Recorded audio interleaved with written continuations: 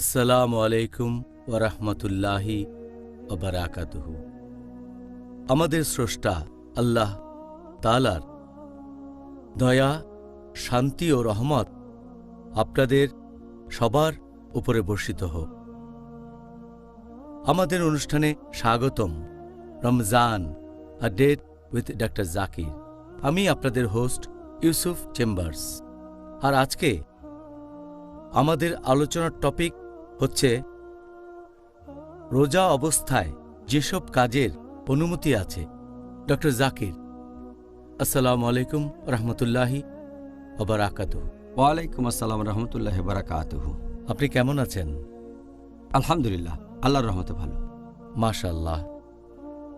আজকের টপিক, এটা নিয়ে আমাদের মুসলিম সম্প্রদায়ের অনেকের মধ্যেই কিছু ভুল ধারণা আছে। বিশেষ করে আমি যে দেশ থেকে এসেছি, অনেকেই এই সময় এমন কিছু কাজ থেকে বিরত থাকে। এখানে আমরা এই পর্বে আলোচনা করার মাধ্যমে জানব যে সেগুলো সুন্নত, আর আল্লাহ তাআলাও আমাদেরকে এই কাজগুলো করার জন্য সুপারিশ করেছেন। তাহলে আসুন সেরকম একটা প্রশ্ন দিয়ে আমরা আজকের পর্বটা শুরু করি। সেটা হচ্ছে গোসল করার প্রসঙ্গে। গোসল, অনেক সময় আমরা গোসল করি আমাদের শরীরকে ঠান্ডা করার জন্য, যদি বেশি গরম পড়ে। আবার অনেক সময় সহবাসের পর নাপাক অবস্থা দূর করার জন্য। এখন আমাদের গোসল করার অনুমতি আছে রোজা রাখা অবস্থায়? আলহামদুলিল্লাহ, ওয়াসসালাতু ওয়াসসালাম আলা রাসূলিল্লাহ ওয়া আলা আলিহি ওয়া সাহবিহি আজমাইন, আম্মা বাদ। আউযু বিল্লাহি মিনাশ শাইতানির রাজীম। বিসমিল্লাহির রহমানির রহিম। রব্বি ইশরাহ লি সাদরি ওয়া ইয়াসসির লি আমরি ওয়াহলুল উকদাতাম মিন লিসানি ইয়াফকাহু কাওলি। আপনি যদি বলেন গোসল করার কথা, গোসল করা এটা হতে পারে ধর্মীয় ফরজ। গোসল করা যদি আপনার শরীর অপবিত্র থাকে স্ত্রী সহবাসের পর, অথবা হতে পারে শরীর পরিষ্কার করার জন্য, শরীরের ময়লা আর ঘাম পরিষ্কারের জন্য, অথবা অনেকে গোসল করে কারণ তার পিপাসা লেগেছে অথবা গরম লাগছে। এখন কারণ যাই হোক না কেন, যদি সে কোনো পানি না খেয়ে ফেলে সেক্ষেত্রে তার রোজা ভেঙে যাবে না। তাহলে রোজা রেখে গোসলের অনুমতি আছে। আর অনেক হাদিসই আমাদের বলছে যে এটার অনুমতি আছে। এটা উল্লেখ করা হয়েছে সেই বুখারীতে, খণ্ড নম্বর 3, বুক অব ফাস্টিং, হাদিস নাম্বার 1926, যে আয়েশা রাদিয়াল্লাহু আনহা তিনি বলেছেন যে আমাদের নবী ঘুম থেকে উঠলেন, তিনি রাতে সহবাস করেছিলেন, তখন তিনি জানাবা অবস্থায় ছিলেন, তিনি রোজাও ছিলেন। প্রথমে গোসল করলেন, তারপর রোজা থেকে গেলেন।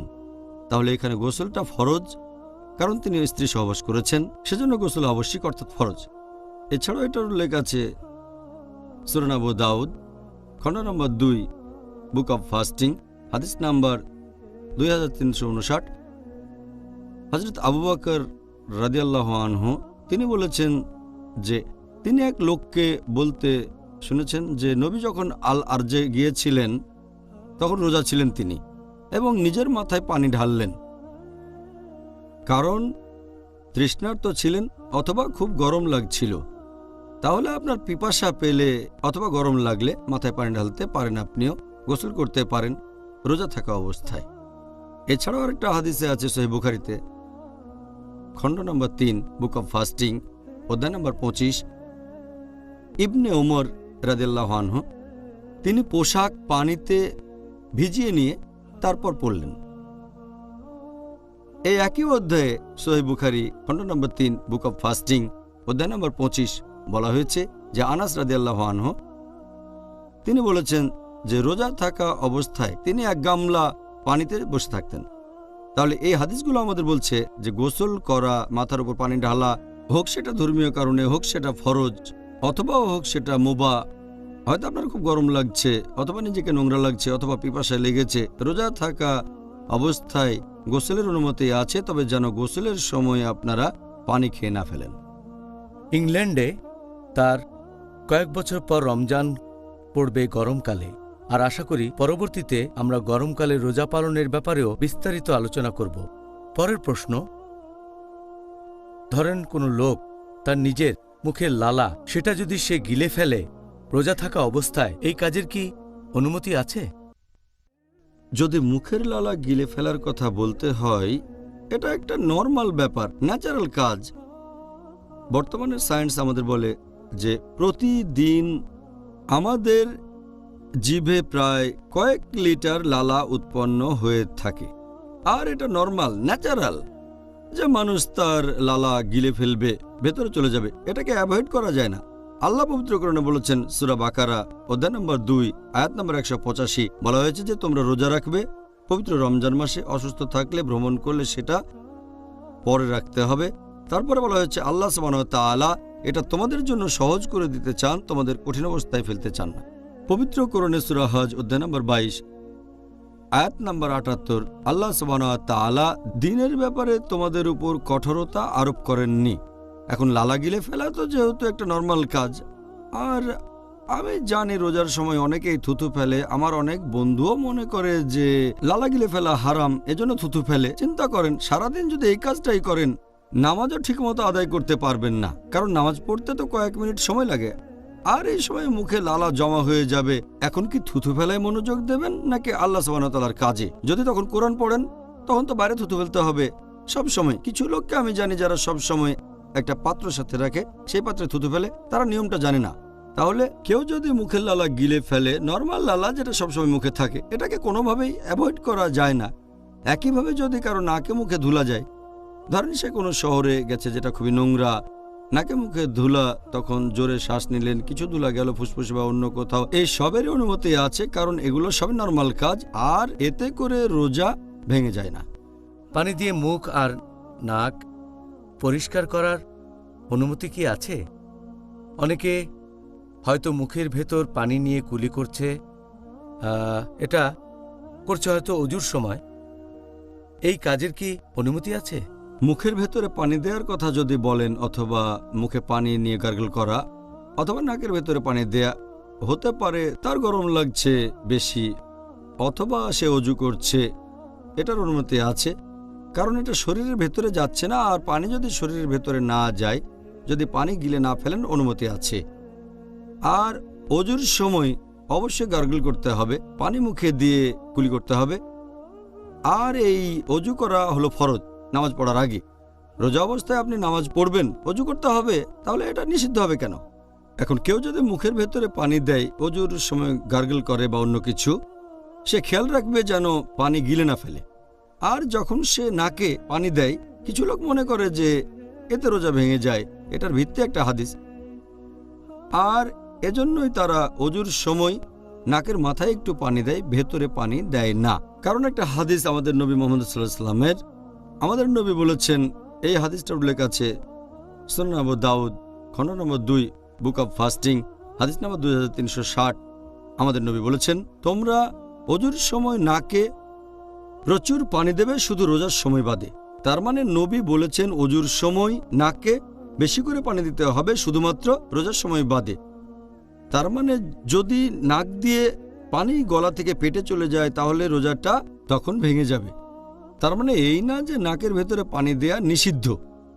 এমনিতে যদি পানি দেন, সাধারণত গলার ভেতরে যায় না, যদি বেশি করে পানি দেন তাহলেও ভেতরে যাবে না, তবে যেতে পারে। তাই সাবধান করে দেওয়া হয়েছে যে রোজা থাকা অবস্থায় নাকে বেশি পানি দিও না, অন্য সময় বেশি দেওয়া যাবে। এই হাদিস প্রমাণ করে নাকের ভেতরে পানি দেওয়ার অনুমতি আছে, তবে সাবধান থাকবেন, নাক দিয়ে যেন বেশি পানি নেবেন না, তাহলে গলায় পানি চলে যেতে পারে, গলা থেকে পেটে চলে যেতে পারে, অজুর সময় মুখ দিয়ে বা নাক দিয়ে, এমন হলে রোজাটা ভেঙে যাবে। তবে অনিচ্ছাকৃতভাবে অজু করার সময় বা গার্গল করার সময় যদি ভেতরে পানি চলে যায়, ইনশাল্লাহ আল্লাহ আপনাকে ক্ষমা করবেন, কারণ এটা অনিচ্ছাকৃতভাবে। আচ্ছা, তাহলে এখানে নিয়তটা হলো গুরুত্বপূর্ণ। হ্যাঁ, আমাদের স্রষ্টা আল্লাহ সুবহানাহু ওয়া তাআলার সন্তুষ্টি অর্জন করা। এখন আমি এটা জানি যে আমাদের গত পর্বে আমরা এই প্রশ্নগুলো নিয়ে আলোচনা করেছিলাম, তবে আজকের টপিক নিয়ে বিস্তারিত বলতে গেলে এই প্রশ্নগুলোর উত্তর জানা প্রয়োজন। প্রথম প্রশ্ন, যদি কোনো লোক রোজা অবস্থায় অনিচ্ছাকৃতভাবে কিছু খেয়ে ফেলে অথবা পান করে, তাহলে কি রোজা ভেঙে যাবে? অনিচ্ছাকৃতভাবে কেউ যদি কিছু খেয়ে ফেলে বা পান করে, হয়তো সে ভুলে গিয়েছিল, এতে রোজা ভাঙবে না। আর এরকম ঘটনা সাধারণত রমজানের প্রথম দিকে বেশি হয়ে থাকে। মানুষ দৈনন্দিন কাজে অভ্যস্ত থাকে, হঠাৎ করে রমজান আসলো, অনিচ্ছাকৃতভাবে সে রান্নাঘরে গিয়ে পানির বোতলটা নিয়ে পানি খেয়ে ফেলতে পারে। কেউ হয়তো সকালে জগিং করার পরে এসে পানি খায়, এমন হতে পারে। এখন নবী সাল্লাল্লাহু আলাইহি ওয়াসাল্লামের একটা হাদিস অনুযায়ী, এটার উল্লেখ আছে সহিহ বুখারীতে, খণ্ড নাম্বার 3, বুক অব ফাস্টিং, হাদিস নাম্বার 1933। আমাদের নবী মুহাম্মদ সাল্লাল্লাহু আলাইহি ওয়াসাল্লাম বলেছেন, কেউ যদি অনিচ্ছাকৃতভাবে পানাহার করে ফেলে তাহলে তাকে সেদিনে রোজা রাখতে হবে, তার রোজা ভাঙবে না। আর সে যা খেয়েছে বা পান করেছে সেটা আল্লাহ তাআলার তরফ থেকে। তাহলে অনিচ্ছাকৃতভাবে পান করলে রোজা ভেঙে যাবে না, ইচ্ছাকৃতভাবে পান করলে রোজা ভেঙে যাবে। পানি খাওয়ার সময় যদি বুঝতে পারেন, খাবার খাওয়ার সময় মনে পড়লে তখনই বন্ধ করতে হবে। যদি তারপরও খেতে থাকেন তাহলে ধরে নেওয়া হবে যে এটা ইচ্ছাকৃতভাবে আপনি করছেন। যখনই মনে পড়বে বন্ধ করতে হবে। ধরেন আপনার মুখে খাবার মনে পড়লো রোজা, তাহলে ফেলে দিতে হবে। তবে অনিচ্ছাকৃতভাবে কিছু খেলে আল্লাহ ক্ষমা করবেন। এরকম অবস্থা হলে কি হবে? যে মনে করেন একজন কিছু খেয়ে ফেললো, আর হয়তো 15-20 মিনিট পরে হঠাৎ সে বুঝতে পারলো। সত্যি বলতে এরকম বেশ কয়েকবার আমার নিজের বেলাতেও হয়েছে। হঠাৎ বুঝতে পারলাম, সুবহানাল্লাহ, আমি তো খাবার খেয়েছি, আমি কি বোকা? এই অবস্থায় কি করব?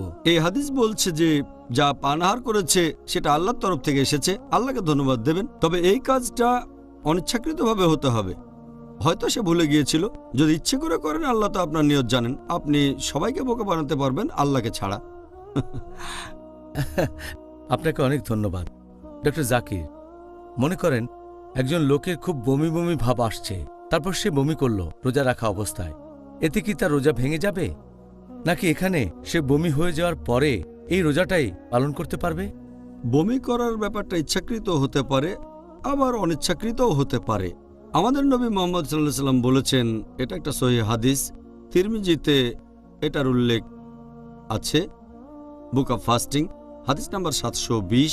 আমাদের প্রিয় নবী বলেছেন যে যদি কেউ অনিচ্ছাকৃতভাবে বমি করে, সে তার রোজাটা পালন করবে, তার রোজা ভাঙবে না। কিন্তু কেউ যদি ইচ্ছাকৃতভাবে বমি করে, যদি কোনো লোক ইচ্ছে করে বমি করে, তাহলে তার রোজা ভেঙে যাবে। এই রোজা তাকে পরে অন্য সময় রাখতে হবে। এই হাদিস আবারও বলছে সুনান আবু দাউদ, খণ্ড নম্বর 2, বুক অব ফাস্টিং, হাদিস নম্বর 2374। আমাদের নবী মুহাম্মদ সাল্লাল্লাহু আলাইহি ওয়াসাল্লাম বলেছেন, যদি কেউ বমি করে হঠাৎ করে, মানে অনিচ্ছাকৃতভাবে, তাকে পরে এই রোজা রাখতে হবে না। কিন্তু যদি কেউ বমি করে ইচ্ছাকৃতভাবে, ইচ্ছে করে, তাহলে পরে রোজা রাখতে হবে। যদি সে ইচ্ছে করে কাজটা করে, যেমন ধরেন গলার ভেতরে আঙুল ঢুকিয়ে, অথবা পেটে চাপ দিয়ে, অথবা ইচ্ছে করে কোনো দুর্গন্ধের ঘ্রাণ নিল, অথবা এমন কিছু দেখলো যাতে বমি আসে, আর এগুলো করতেই থাকে, তাহলে ধরে নেওয়া হবে সে ইচ্ছাকৃতভাবে এটা করছে এবং রোজাটা ভেঙে যাবে, আর এটা পরে রাখতে হবে। কিন্তু অনিচ্ছাকৃতভাবে বমি হলে কোনো সমস্যা নেই। তবে যখন বমি হবে, খেয়াল রাখবেন যেন সেটা আবার গিলে না ফেলেন। যদি বমি মুখে চলে আসার পরে সেটাকে আবার গিলে ফেলেন, তাহলে রোজা ভেঙে যাবে। তাই যদি বমি হয়, আপনাকে সেটা বাইরে বের করে ফেলে দিতে হবে। আর যদি অনিচ্ছাকৃত হয়, তাহলে রোজা ভাঙবে না। আপনাকে অনেক ধন্যবাদ, একেবারে বিস্তারিত জানিয়েছেন ডক্টর জাকির। এবারের প্রশ্নটা, তার পরে যে প্রশ্নগুলো করব সেগুলো শুনলে অনেক লোকজন অবাক হয়ে যেতে পারে। প্রথমেই প্রশ্ন করছি স্বামী এবং স্ত্রীর প্রসঙ্গ নিয়ে। ধরেন তারা বসে আছে সোফায় অথবা অন্য কোনো জায়গায় একসাথে, তখন স্বামী তার স্ত্রীর গালে একটা চুমু দিল, ধরেন স্ত্রীর গালে অথবা ঠোঁটে। এরকম কাজ করলে কি রোজা ভেঙে যাবে, নাকি এটার অনুমতি আছে? রোজা অবস্থায় স্বামী যদি স্ত্রীকে চুমু দেয় অথবা জড়িয়ে ধরে, যদি চুমু দেয় স্ত্রীর গালে অথবা ঠোঁটে অথবা হাতে, অথবা যদি স্ত্রীকে সে জড়িয়ে ধরে, এই কাজগুলোর অনুমতি আছে ততক্ষণ পর্যন্ত যতক্ষণ এটা তাকে এমন কোনো কাজে উৎসাহিত করবে না যেটা হারাম রোজা থাকা অবস্থায়। আর এটা নবী সাল্লাল্লাহু আলাইহি সাল্লামের হাদিসেও স্পষ্টভাবে বলা হয়েছে। এটার উল্লেখ আছে সহিহ বুখারীতে, খণ্ড নম্বর 3, বুক অব ফাস্টিং, হাদিস নাম্বার 1927, যে আয়েশা রাদিয়াল্লাহু আনহা তিনি বলেছেন যে নবী রোজা অবস্থায় তার স্ত্রীদের চুমু দিতেন এবং জড়িয়ে ধরতেন। তবে তিনি ছিলেন আমাদের মধ্যে সবচেয়ে সংযমী মানুষ, তিনি নিজেকে কন্ট্রোল করতে পারতেন।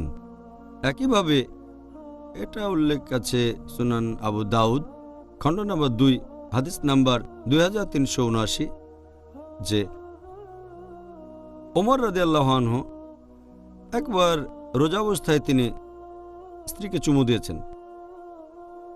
তারপরেই তার অনুশোচনা হলো, নবীর কাছে গিয়ে তিনি বললেন যে, হে নবী, আমি আল্লাহ এবং আপনার বিরুদ্ধে গুনাহ করেছি। তখন নবী বললেন, তুমি কি করেছো? তিনি বললেন, রোজা অবস্থায় স্ত্রীকে চুমু দিয়েছি আমি। নবী বললেন, অজুর সময় যখন তুমি গার্গল করো, মুখে পানি দিয়ে কুলি করো, তাতে কি রোজা ভেঙে যায়? তখন ওমর রাদিয়াল্লাহু আনহু বললেন, না। তাহলে চিন্তা করো না। তার মানে আপনি স্ত্রীকে চুমু দিতে বা জড়িয়ে ধরতে পারেন। এছাড়াও আরেকটা হাদিস যেটার উল্লেখ আছে মাসনাদ আহমদ খণ্ড নম্বর 2 হাদিস নম্বর 6739, একজন সাহাবা বর্ণনা দিয়েছেন, একজন যুবক নবীর কাছে এসে জিজ্ঞেস করল যে, হে নবী, আমি রোজা থাকা অবস্থায় কি আমার স্ত্রীকে চুমু দিতে পারবো? নবী উত্তরে বললেন, না। কিছুক্ষণ পরে নবীর কাছে একজন বৃদ্ধ লোক আসলো আর জিজ্ঞেস করলো, আমি কি রোজা থাকা অবস্থায় স্ত্রীকে চুমু দিতে পারবো? নবী বললেন, হ্যাঁ। তখন সাহাবীগণ ভাবতে লাগলেন যে উত্তর দুটো আলাদা হয়ে গেল কেন। নবী তাদের বললেন যে এই লোক নিজেকে সামলাতে পারবে।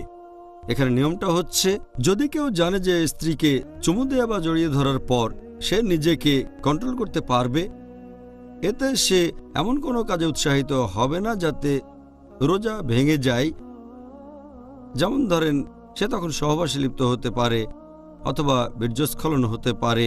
যদি নিজেকে কন্ট্রোল করতে পারে, চুমু বা জড়িয়ে ধরার অনুমতি আছে। যদি নিজেকে কন্ট্রোল করতে না পারেন, যদি ভয় পান যে এমন কাজ করে ফেলবেন যাতে রোজাটা ভেঙে যায়, যেমন সহবাস বা বীর্যস্খলন, তখন আপনার জন্য নিষিদ্ধ।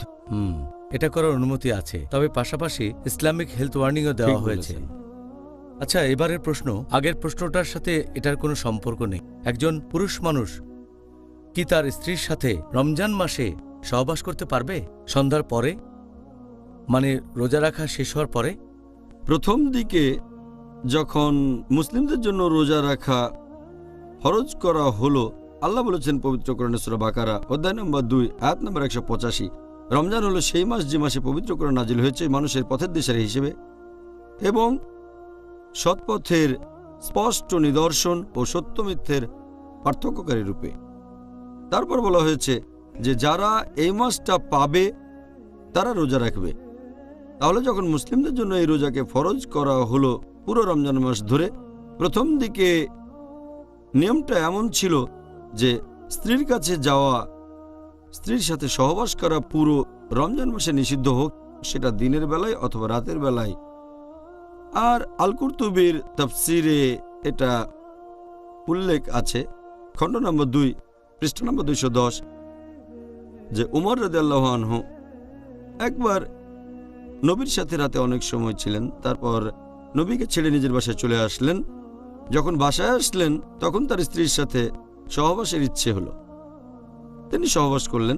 সকালে ঘুম থেকে উঠে খুব লজ্জা পেলেন এবং নবীর কাছে গিয়ে বললেন, আমি আল্লাহ এবং আপনার সাথে অন্যায় করেছি। নবী তখন বললেন, কেন? কারণ আমি স্ত্রীর সাথে সহবাস করেছি। আমার ইচ্ছা হয়েছিল, তখন স্ত্রীর কাছে গিয়েছিলাম, তার সাথে বিছানায় গিয়েছি, তার সাথে সহবাস করেছি। নবী বললেন, তুমি কি সত্যি এটা করেছো? ওমর রাদিয়াল্লাহু আনহু বললেন, হ্যাঁ। তিনি নবীকে বললেন, কোনোভাবে কি আমাকে ক্ষমা করা যায়? তখন নবী সাল্লাল্লাহু আলাইহি সাল্লাম বললেন, আল্লাহ ছাড়া কেউ তোমাকে ক্ষমা করতে পারে না, একমাত্র তিনি পথ দেখাতে পারেন। এর পরপরই সূরা বাকারার একটা আয়াত অধ্যায় নম্বর 2 আয়াত 187 নাজিল করা হলো। বলা হলো, সিয়ামের রাতে তোমাদের জন্য স্ত্রী সহবাস করা বৈধ করা হয়েছে। হুন্না লিবাসুল লাকুম ওয়া আনতুম লিবাসুল লাহুন্না, কারণ তারা তোমাদের পরিচ্ছদ, তোমরা তাদের পরিচ্ছদ। আয়াতটাতে আরো বলা হয়েছে যে আল্লাহ জানেন তোমরা এই সময়ে নিজেদের সাথে অবিচার করছিলে, আল্লাহ তোমাদের ক্ষমা করেছেন। এখন থেকে তোমরা স্ত্রীদের সাথে সহবাস করতে পারবে এবং আল্লাহ তোমাদের জন্য যা বিধিবদ্ধ করেছেন তা কামনা করো। তোমরা পানাহার করো ততক্ষণ যতক্ষণ রাতের কালো রেখা থেকে সকালের সাদা রেখা স্পষ্ট না হয়। তারপর সিয়াম পূর্ণ করো সূর্যাস্ত পর্যন্ত, রাত না হওয়া পর্যন্ত। তাহলে আয়াতটা যখন নাজিল হলো সূরা বাকারা অধ্যায় ২ আয়াত ১৮৭, সেই সময় থেকে রমজান মাসে রাতের বেলায় মুসলিমদের জন্য স্ত্রী সহবাস করা বৈধ হয়ে গেল। তাহলে এখনকার নিয়মটা হচ্ছে আপনি স্ত্রীর সাথে সহবাস বা যৌন সম্ভোগ করতে পারবেন না দিনের বেলায়, যে সময় আকাশে ভোরের আলো ফোটে, তার মানে ফজরের ওয়াক্ত থেকে সূর্যাস্ত পর্যন্ত। তবে সূর্য ডোবার পরের সময় থেকে ভোর হওয়ার ঠিক আগে পর্যন্ত ফজরের নামাজের আগে স্ত্রী সহবাস করতে পারবেন, এটা বৈধ, এতে কোনো সমস্যা নেই। খুব সুন্দর। এই ব্যাপারটা আপনি আগেও বলেছিলেন যখন আমরা রমজানের ইতিহাস নিয়ে আলোচনা করেছিলাম। হ্যাঁ, আর যাই হোক, আবার বলা আমাদের জন্য ভালো হলো। ইসলাম ধর্মের বিভিন্ন দিকগুলো এরকম একে অন্যের সাথে সম্পর্কিত। আপনার জন্য এবারের প্রশ্ন, যে ধরেন একজন লোকের স্বপ্নদোষ হয়েছে দিনের বেলায় আর রোজা থাকা অবস্থায়, এতে করে কি তার রোজা ভেঙে যাবে, নাকি এটার অনুমতি আছে? রোজা অবস্থায় দিনের বেলায় কারো স্বপ্নদোষ হলে নিয়মটা কি? যদি রোজা থাকা অবস্থায় কারো দিনের বেলায় স্বপ্নদোষ হয়, হয়তো ফজরের নামাজ পড়ে ঘুমিয়েছে, তারপরে স্বপ্নদোষ হলো, এটা হচ্ছে অনিচ্ছাকৃত। যদি কারো স্বপ্নদোষ হয় এবং বীর্যস্খলন হয়, যেটা অনিচ্ছাকৃত, এজন্য তাকে কোনো দোষ দেয়া যাবে না। তাহলে এই ক্ষেত্রে যেহেতু এটা অনিচ্ছাকৃত, অবশ্যই তার রোজা ভাঙবে না আর সে রোজা সম্পূর্ণ করবে। এ সময় তাকে যে পরামর্শটা দেয়া যায় সেটা হলো তাকে যত তাড়াতাড়ি সম্ভব গোসল করে নিতে হবে, যাতে করে সে পরে নামাজ পড়তে পারে। বাহ, খুব সুন্দর। আপনি একেবারে সহজ করে বললেন, আপনাকে ধন্যবাদ। পরের প্রশ্ন, এটা আগের প্রশ্নটার সাথে সম্পর্কিত। রোজা থাকার সময় সহবাসজনিত নাপাক অবস্থায় থাকার অনুমতি কি আছে? একজন মানুষ সহবাসজনিত নাপাক অবস্থায় থাকতে পারে কি না, এটা ডিপেন্ড করে যদি এ সময়ে রোজা ভাঙার মতো কোনো কাজ সে না করে। যেমন ধরেন, এটা আছে আমাদের নবী সাল্লাল্লাহু আলাইহি ওয়াসাল্লামের একটা হাদিসে বলা হয়েছে, সহিহ মুসলিমে খণ্ড নম্বর ২ হাদিস নম্বর 2453। এখানে বলা হয়েছে যে উম্মে সালমা রাদিয়াল্লাহু আনহা, আমাদের নবীর স্ত্রী, তিনি বলেছেন যে আমাদের নবী যখন ঘুম থেকে উঠলেন তখন সহবাসজনিত নাপাক অবস্থায় ছিলেন, সহবাসজনিত নাপাক কিন্তু রোজা ছিলেন। তারপর তিনি গোসল করলেন এবং রোজাও রাখলেন। এছাড়া এই একই রকম কথা আছে সহিহ বুখারীতে খণ্ড নম্বর ৩ বুক অব ফাস্টিং হাদিস নাম্বার 1925। এই হাদিসও বর্ণনা দিয়েছেন নবীর স্ত্রী উম্মে সালমা রাদিয়াল্লাহু আনহা এবং হযরত আয়েশা রাদিয়াল্লাহু আনহা, তারা দুজনে নবীর স্ত্রী। তারা বলেছেন যে নবী যখন সকালে ঘুম থেকে উঠতেন, যখন তিনি সহবাসের কারণে নাপাক থাকতেন, কারণ আগের রাতে তিনি স্ত্রীর সাথে সহবাস করেছেন, এটা স্বপ্নদোষের কারণে হয়নি, কিন্তু তিনি সকালে গোসল করে রোজা রাখতেন। এই রোজা তিনি কখনোই পরে রাখতেন না। এটাই প্রমাণ করে যে জানাবা অবস্থায় থাকা সহবাসজনিত অপবিত্রতা, সহবাসজনিত নাপাক, এতে রোজা ভেঙে যায় না।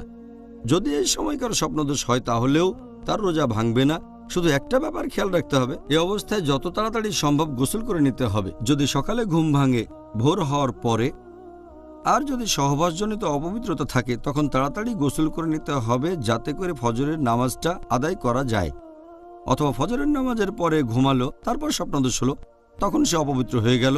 এই অবস্থায় তাকে দুপুরের আগে গোসল করে নিতে হবে, যাতে করে জোহরের নামাজটা পড়া যায় ফরজ গোসল করার পরে। আচ্ছা, আশা করি দর্শকদের কাছেও এই বিষয়টা পরিষ্কার হয়েছে। আর একইভাবে যদি রজস্রাব হয় কোনো মহিলার, কারো রজস্রাব হলে এবং রজস্রাব যদি ফজরের ঠিক আগে বন্ধ হয়ে যায়, সে যদি দেরি করে গোসল করে, হয়তো তখন ভোর হয়ে গেছে, আর যদি গোসল করে ফজরের নামাজের ঠিক আগে, এতেও কোনো সমস্যা নেই। খুব সুন্দর, আপনাকে অনেক ধন্যবাদ। পরের প্রশ্ন, ধরেন একজন মহিলা রোজা থাকা অবস্থায় রান্না বান্না করছে, সে কি খাবারের স্বাদ নিতে পারবে? এখন আপনি যদি রান্না করার কথা বলেন, হোক সেটা পুরুষ রাঁধুনি বা মহিলা রাঁধুনি, সহিহ বুখারীর একটা হাদিস আছে খণ্ড নম্বর ৩ বুক অব ফাস্টিং অধ্যায় নম্বর 25। এখানে ইবনে আব্বাস বর্ণনা দিয়েছেন যে রান্নার সময় তরকারি বা খাবারের স্বাদ নিলে রোজা ভেঙে যায় না। এটা একটা মুআল্লিক হাদিস, তবে এর সাথে সম্পর্ক আছে আরও হাদিসের, যেমন সহিহ ইবনে সাইবা এবং বাইহাক্কি। এভাবে এই হাদিসকেও বলা হয়েছে সহিহ। এখানে বলা হয়েছে যে ইবনে আব্বাস রাদিয়াল্লাহু আনহু তিনি বলেছেন রোজা অবস্থায় সিরকা এবং খাবারের স্বাদ নেওয়া যাবে। এই হাদিসগুলো প্রমাণ করে যে রোজা থাকা অবস্থায় খাবারের টেস্ট নিতে পারেন, তবে সাবধান থাকতে হবে। খাবার গিলে ফেলবেন না, ওটা আপনার পেটে চলে যাবে না। আর এই কারণেই বিশেষজ্ঞগণ বলেন যে কাজটা প্রয়োজন হলে করবেন, তা না হলে বাদ। যেমন ধরেন ইমাম আহমদ ইবনে হাম্বল, তিনি বলেছেন খাবারের স্বাদ নেওয়াটা মাকরু যদি না এটা আবশ্যক হয়। এরপর শেখ ইবনে তাইমিয়া, তিনি বলেছেন যে এটা মাকরু যদি না প্রয়োজন থাকে। আর যখন এভাবে খাবারের স্বাদ নেওয়া প্রয়োজন হবে তখন নিজের জিহ্বার সামনে রাখবেন, যাতে বুঝতে পারেন যে সেই খাবারটা মিষ্টি নাকি ওটা নোনতা স্বাদ। তারপর খাবার ফেলে দেবেন, গিলে ফেলবেন না। এটা করলে রোজা ভাঙবে না। অথবা যদি কোনো মা খাবার খাওয়াতে চায় বাচ্চাকে, অনেক সময় খাবারটা চিবিয়ে দিতে হয়, এখানে মা সেই খাবারটা চিবিয়ে সে বাচ্চাকে দিতে পারেন। তবে মাকে সাবধান থাকতে হবে যেন খাবারটা না খেয়ে ফেলেন, গিলে না ফেলেন। এই ধরনের পরিস্থিতিতে খাবারের স্বাদ নেওয়ার অনুমতি আছে, তবে প্রয়োজন ছাড়া নয়।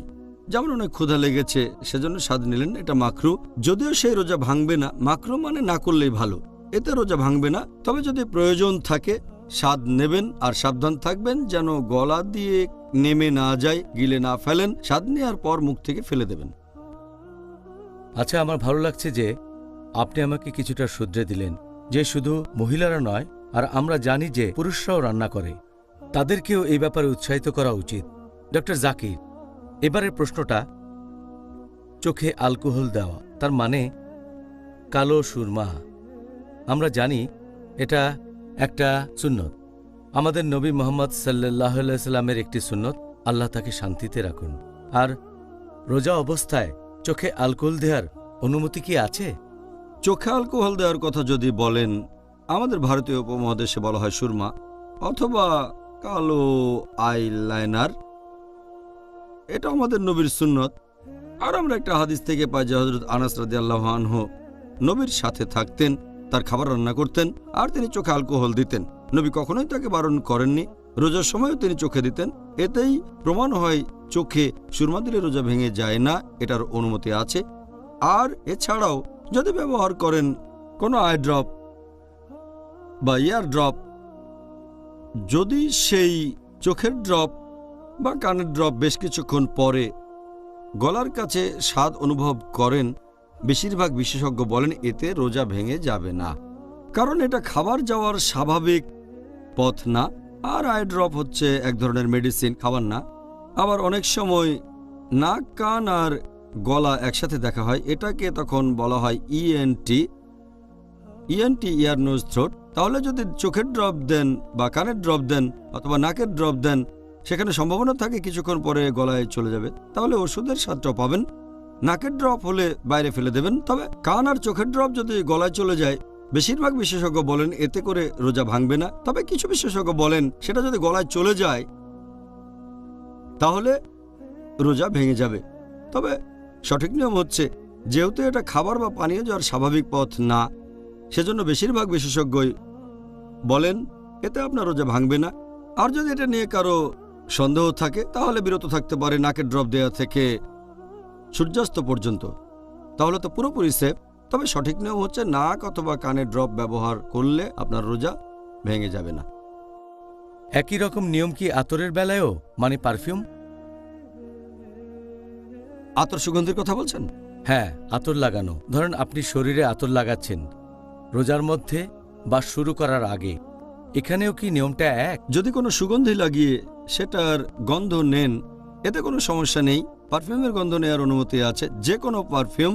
তবে তা থেকে যেন ধোঁয়া বের না হয়। আগরবাতি দেখেছেন আপনি? এইভাবে ধোঁয়া যদি বের হয়, এই ধোঁয়ার গন্ধ নিলে সেটা নাকে চলে যাবে, তারপর পাকস্থলীতে চলে যাবে, তারপর কিছু কণা ভেতরে চলে যেতে পারে। এটা বুখুর।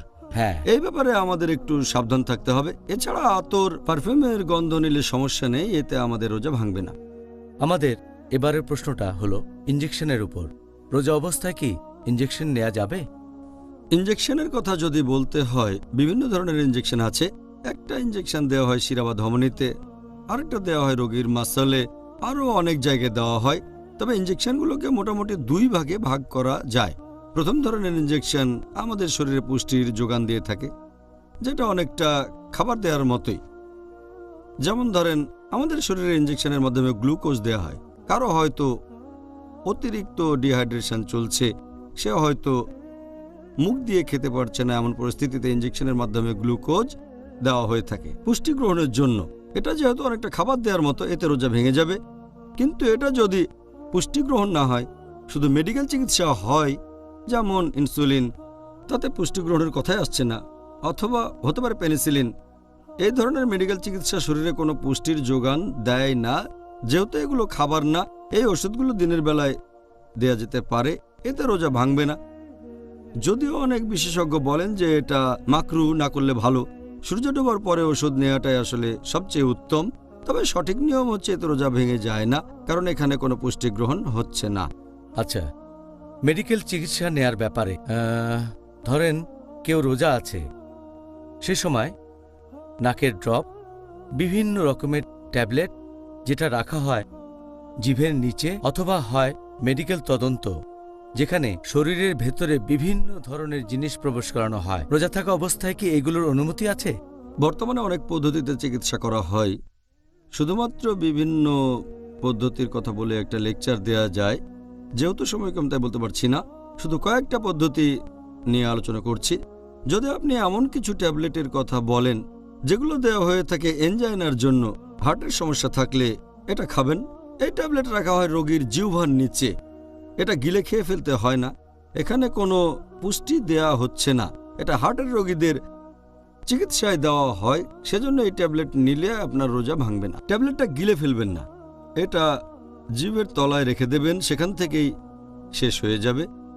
যদি নাকের ড্রপ ব্যবহার করেন, সেই ওষুধ যদি গলা দিয়ে পেটের ভেতরে না যায় তাহলে অনুমতি আছে। যদি কানের ভেতরে ড্রপ দেন তাহলে অনুমতি আছে, আগে বলেছি। এছাড়াও যদি কানে ইঞ্জেকশন দেন সেটার অনুমতি আছে। এরপর যদি কোনো পরীক্ষার কথা বলেন, গোপনাঙ্গে কিছু প্রবেশ করানো হয়, হতে পারে সেটা আঙ্গুল অথবা কোনো যন্ত্রপাতি, এটার অনুমতি আছে। অথবা যদি ট্রিটমেন্টের জন্য গোপনাঙ্গে কোনো কিছু প্রবেশ করান, কোনো ধরনের ধরেন ডুস অথবা কোনো যন্ত্রপাতি, এর অনুমতি আছে। যদি ইউটেরাসের ভেতরে যন্ত্রপাতি প্রবেশ করান অথবা কোনো ডিভাইস যার নাম আইইউডি, ইন্ট্রাইউটেরাইন ডিভাইস, অথবা প্রবেশ করালেন কোনো ক্যাথেটার পরীক্ষা করার জন্য অথবা স্কোপ, এগুলোর অনুমতি আছে। এছাড়া যদি ইউরিনারি ট্র্যাকে প্রবেশ করান কোনো ক্যাথেটার, অথবা কোনো ইঞ্জেকশন দিলেন কোনো পরীক্ষা করার জন্য, তাতে রোজা ভাঙবে না। একইভাবে আগেও বলেছি, যদি কোনো ইঞ্জেকশন নেন, হোক সেটা শিরা বা ধমনীতে অথবা মাসলে, যদি শরীরে কোনো রকম পুষ্টির যোগান না দেয়, শরীরে যদি পুষ্টি না যায়, যদি খাবারের কাজ না করে, অনুমতি আছে। যদি খাবারের কাজ করে তাহলে রোজা ভেঙে যাবে। এরপরে যদি শরীর থেকে সামান্য রক্ত নেন টেস্টের জন্য, এতে আপনার রোজা ভাঙবে না। আর যদি কোনো রকম ক্রিম মাখেন, হয়তো সেটা কোনো লোশন অথবা অয়েন্টমেন্ট স্কিনে লাগালেন, সেটা স্কিনের সাথে মিশে গেল, এরকম হলেও আপনার রোজা ভাঙবে না, এটা করার অনুমতি আছে। এছাড়া যদি অন্য ট্রিটমেন্ট নেন, যেমন ধরেন উদাহরণ, আপনি ল্যাপ্রোস্কোপি করালেন, যেখানে একটা যন্ত্র প্রবেশ করানো হয় তলপেটে, একটা স্কোপ বসানো হয়, হোক পরীক্ষার জন্য বা ট্রিটমেন্টের জন্য বা সার্জারির জন্য, অনুমতি আছে। যদি করেন গ্যাস্ট্রোস্কোপি, পাকস্থলীতে প্রবেশ করানো হয় স্কোপ, যদি তার মধ্যে কোনো ফ্লুইড দেওয়া না হয় অথবা কোনো খাবার, অনুমতি আছে, পরীক্ষা করা যাবে। যদি কোনো যন্ত্র প্রবেশ করান স্পাইনাল কর্ডে, মেরুদণ্ড পরীক্ষা করার জন্য অথবা হয়তো ব্রেন পরীক্ষা করলেন, এগুলোর অনুমতি আছে। যদি করেন এনিমা, এটারও অনুমতি আছে।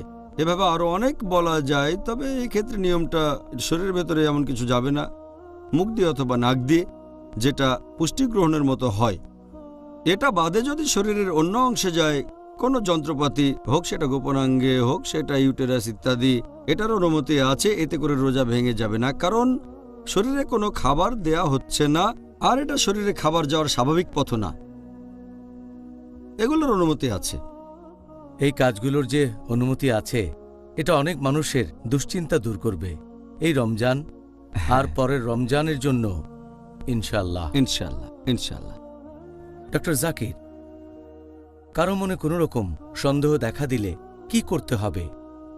ধরেন রোজা থাকা অবস্থায় তার মনে কিছু বিষয় নিয়ে সন্দেহ বা দ্বিধাদ্বন্দ্ব দেখা দিল, তখন সে কি করবে? সন্দেহ দেখা দিলে তখন এ ব্যাপারে নিয়মটা কি? যদি কারো মনে কোনো রকম সন্দেহ দেখা দেয় যে সে যেটা করছে সেই কাজের হয়তো অনুমতি নেই, অথবা যদি তার সন্দেহ থাকে যে এতে রোজা ভেঙে যাবে, সবচেয়ে ভালো হয় সেই কাজ থেকে বিরত থাকা। যদি সন্দেহ থাকে, সবচেয়ে ভালো সেই কাজ থেকে সংযত থাকা।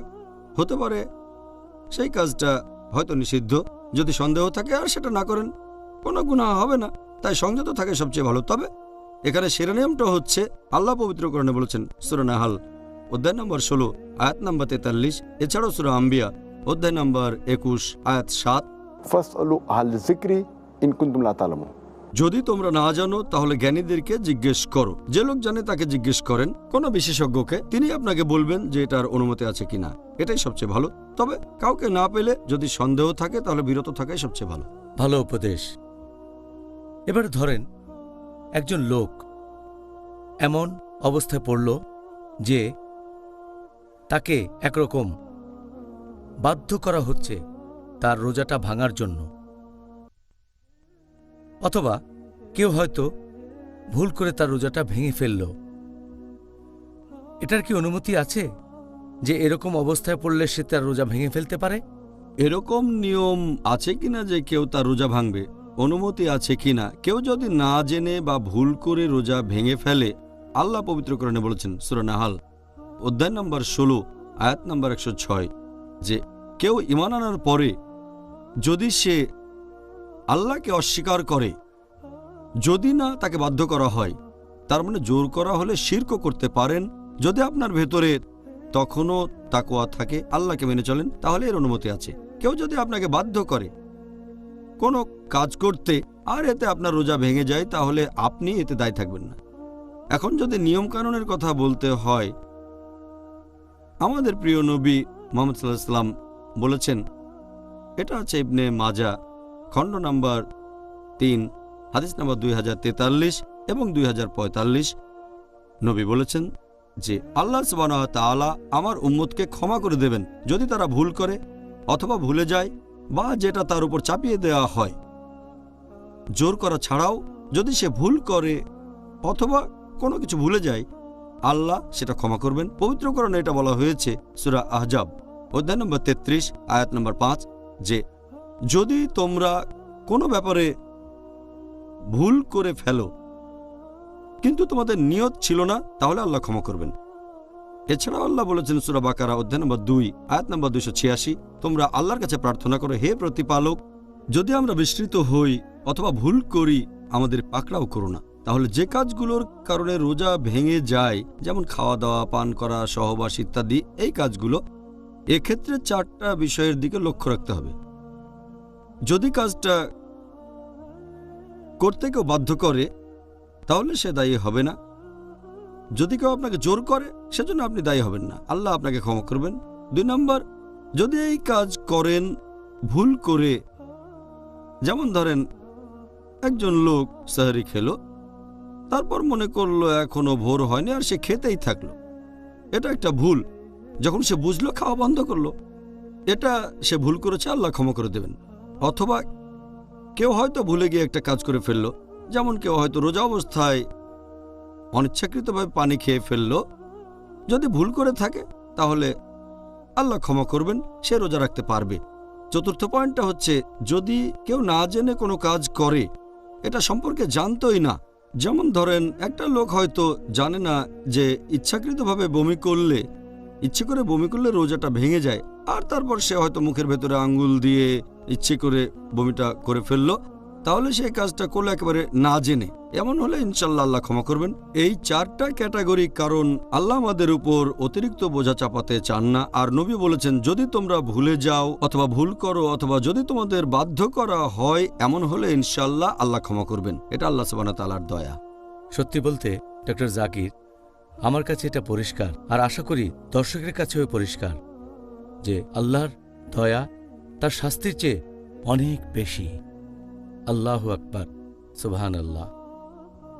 তাহলে আমরা ইন্টারভিউয়ের শেষ পর্যায়ে চলে এসেছি। এবারে আমরা পিস টিভির দর্শকদের পাঠানো প্রশ্নগুলো নিয়ে আলোচনা করব। ইনশাল। তাহলে আর কথা না বাড়িয়ে একজন দর্শকের প্রশ্ন দিয়ে শুরু করছি। ধরেন একজন লোক অ্যাজমা রোগে ভুগছে, অ্যাজমা, তখন সে কি রোজা রাখা অবস্থায় চিকিৎসা নিতে পারে, যেমন অক্সিজেন, ভ্যাপোরাইজার বা বিভিন্ন রকমের ট্যাবলেট? যদি কোনো লোক অ্যাজমার জন্য চিকিৎসা নিয়ে থাকে, অ্যাজমা বা হাঁপানির রোগীরা বিভিন্ন রকমের চিকিৎসা নিয়ে থাকে, হতে পারে পাফার, হতে পারে অক্সিজেন অথবা ভ্যাপোরাইজার, এছাড়াও হতে পারে ট্যাবলেট বা ক্যাপসুল। এক কথায়, যদি কেউ পাফার ব্যবহার করে তখন সেখান থেকে গ্যাস চলে যায় ফুসফুসে, ফুসফুসে আকারে বড় হয়। এতে রোজা ভাঙবে না, কারণ এটা তো শুধু গ্যাস ফুসফুসে যাচ্ছে, এটা কোনো খাবার না, আর পাকস্থলী তো যাচ্ছে না, এটা শুধুমাত্র গ্যাস, সেজন্য এতে রোজা ভাঙবে না যদি কেউ পাফার ব্যবহার করে। এরপর যদি অক্সিজেনের কথা বলেন, এটা ফুসফুসের ভেতরে চলে যায় আবার বেরিয়ে আসে, এভাবে ফুসফুসে অক্সিজেন নিলে রোজা ভেঙে যাবে না, রোজা বাতিল হয়ে যাবে না। কিন্তু যদি ভ্যাপোরাইজারের কথা বলেন, এই চিকিৎসা অনেক রকমের হতে পারে, সেটা হতে পারে তরল অথবা কোনো গ্যাস অথবা কোনো কিছুর দানা, আর এই ওষুধ রাখা হয় একটা পাত্রে, তারপর বাটনে চাপ দিলে মেশিনে প্রেসার বাড়ে, তখন সেই প্রেসারে ওষুধ ফুসফুসের ভেতরে চলে যায়, হয়তো যেতে পারে কোনো নল দিয়ে, মাস্কের ভেতর দিয়ে, তবে সেটা যখন ফুসফুসে যায় তখন সম্ভাবনা থাকে যে বেশ কিছু দানা চলে যেতে পারে পাকস্থলীতে। এজন্য বেশিরভাগ বিশেষজ্ঞ বলেন যে অ্যাজমার জন্য ভ্যাপোরাইজার দিয়ে চিকিৎসা নিলে আপনার রোজা ভেঙে যাবে। এরপর যদি ক্যাপসুলের কথা বলতে হয়, এই ক্যাপসুলের ভেতরে ওষুধ থাকে, এতে ওষুধ থাকে পাউডার, উপরে একটা কভার দেওয়া থাকে, ক্যাপসুলটা একটা পাত্রে রাখা হয়, তারপর প্রেসার দেওয়া হয়, তখন ওষুধটা বেরিয়ে আসে। তবে এতেও রোগীর পাকস্থলীতে চলে যেতে পারে সেই দানাগুলো, তখন ক্যাপসুল দিয়ে অ্যাজমার চিকিৎসা করলেও আপনার রোজা ভেঙে যেতে পারে। অ্যাজমার চিকিৎসা করতে গেলে এই দুটো পদ্ধতির ব্যাপারে অনুমতি আছে, পাফার এবং অক্সিজেন, এ দুটোতে রোজা ভাঙবে না। এবার আরেকজন দর্শকের প্রশ্ন, রোজা থাকা অবস্থায় কি টুথপেস্ট ব্যবহার করার অনুমতি আছে? টুথপেস্ট ব্যবহারের ব্যাপারে বেশিরভাগ বিশেষজ্ঞই বলেন যে টুথপেস্ট ব্যবহারের অনুমতি আছে। শেখ বিন বাজও বলেন, আল্লাহ তাকে রহমত করুন, তিনি বলেছেন পেস্ট আর ব্রাশ দিয়ে দাঁত পরিষ্কার করাটা অনেকটা মেসওয়াকের মতো, আর নবী মেসওয়াকের ব্যবহারে কখনো নিষেধ করেননি। কোনো সমস্যা নেই, এতে রোজা ভাঙবে না, তবে খেয়াল রাখবেন টুথপেস্ট যেন গিলে না ফেলেন। টুথপেস্ট গিলে ফেলাটা নিষিদ্ধ, সেজন্য কিছু বিশেষজ্ঞ বলেন এটা মাকরু, যে টুথপেস্টের স্বাদ ভালো হলে অনেকে হয়তো খেয়ে ফেলতে পারে, সেজন্য অনেক বিশেষজ্ঞ বলেন এটা মাকরু। তবে সঠিক নিয়ম হচ্ছে সাবধান থাকতে হবে যে টুথপেস্ট খেয়ে ফেলবেন না, তাহলে টুথব্রাশ ও পেস্ট ব্যবহার করতে পারেন, এতে আপনার রোজা ভাঙবে না। আচ্ছা, খুব সুন্দর। দর্শকদের কাছ থেকে পরের প্রশ্ন, রোজা অবস্থায় কি থুতু ফেলতে হবে? যখন মুখে পানি নিয়ে কুলি বা গার্গল করি, বিশেষ করে ওজুর সময় কি এটা করতে হবে? সাধারণত যারা রোজা রাখে তাদের অনেকেই ভাবে যে যখন আপনি পানি দিয়ে গার্গল করছেন অথবা মুখে পানি নিয়ে কুলি করছেন তখন থুতু ফেলতে হবে, তা না হলে কিছু পানি পেটে চলে যাবে। তবে সঠিক নিয়মটা হচ্ছে, বেশিরভাগ বিশেষজ্ঞ একমত যে আপনি যখন গার্গল করছেন অথবা কুলি করছেন তখন থুতু ফেলার কোনো দরকার নেই, কোনো প্রয়োজন নেই। এছাড়া যে বিশেষজ্ঞরা বলেন যে থুতু ফেলতেই হবে, সেটাও মাত্র একবার। তবে কিছু লোক অনেকবার থুতু ফেলে, আবার অনেকে কাপড় নিয়ে মুখ মুছতে থাকে, যে গার্গল করার পরে তারা ভাবে পানিটা পেটে চলে যেতে পারে, যেটা একেবারে অসম্ভব ব্যাপার। আর আমরা যদি নবী মুহাম্মদ সাল্লাল্লাহু সাল্লামের জীবন কাহিনী ভালো করে দেখি, সাহাবীগণের জীবনী দেখি, অনেক সময় তারা পানি খেয়েছেন ফজরের নামাজের ঠিক আগে, তারপর রোজা রাখবেন, যখন ফজরের আজান শুনলেন তখন বন্ধ করলেন। কিন্তু এরকম কখনো শুনিনি যে একজন সাহাবী পানি মুখে নিয়ে আবার ফেলে দিয়েছেন। যদি গার্গল করার সময় থুতু ফেলেন, মানুষজন রোজা শুরু করার আগেই যে গার্গল করে সাহরির শেষ সময় যখন আজান শোনেন, নিশ্চয়ই কোনো হাদিসে কথা বলতো যে সাহাবীগণও থুতু ফেলতেন, তারা খেয়াল রাখতেন পানি যেন গলায় না যায়, এমন হাদিস দেখিনি। আর অজু করার সময় যদি গার্গল করেন অথবা পানি দিয়ে মুখ পরিষ্কার করেন, পানিটা ফেলে দেন ব্যাস। তারপরও যদি থুতু ফেলতে চান, আমার মনে হয় একবার ফেললে যথেষ্ট। থুতু যদি বারবার ফেলতেই থাকেন তাহলে এক পর্যায়ে মুখ শুকিয়ে যাবে। মুখের এই থুথুর বেশিরভাগ অংশই হচ্ছে লালা। আপনার এত কষ্ট করার কোনো প্রয়োজন নেই। এটা জেনে ভালো লাগলো, কারণ রোজা অবস্থায় বারবার থুতু ফেললে তো জীবনটাই কঠিন হয়ে যেত। আপনাকে অনেক ধন্যবাদ ডক্টর জাকির। আজকে আমরা আমাদের অনুষ্ঠানের শেষ পর্যায়ে চলে এসেছি। আর একটা কথা অবশ্যই বলবো, এটা দেখে আমি অবাক হচ্ছি যে অনেক কাজেরই অনুমতি আছে। কারণ আপনি দেখবেন যে আমাদের মুসলিম ভাই বোনদের মধ্যে একটা ধারণা আছে যে ইসলাম সবসময় বলছে না না না, আসলে ইসলাম বলছে হ্যাঁ হ্যাঁ হ্যাঁ। আলহামদুলিল্লাহ। তবে কিছু না আছে। সামান্য কয়েকটা না। তবে আলহামদুলিল্লাহ আমরা অনেক কিছু জানলাম আর যথেষ্ট উপভোগ করলাম, এটা বলতেই হবে। ভাই ও বোনেরা, আমি নিশ্চিত আপনারাও আমার সাথে একমত হবেন। আর আপনাদের অনুরোধ করছি আরও একবার যে আপনাদের বন্ধুদের বলবেন, তারা মুসলিম হতে পারে, অমুসলিমও হতে পারে। তাদের বলবেন আমাদের এই অনুষ্ঠানটা দেখতে। আবারও দেখা হবে আগামীকাল একই সময়ে।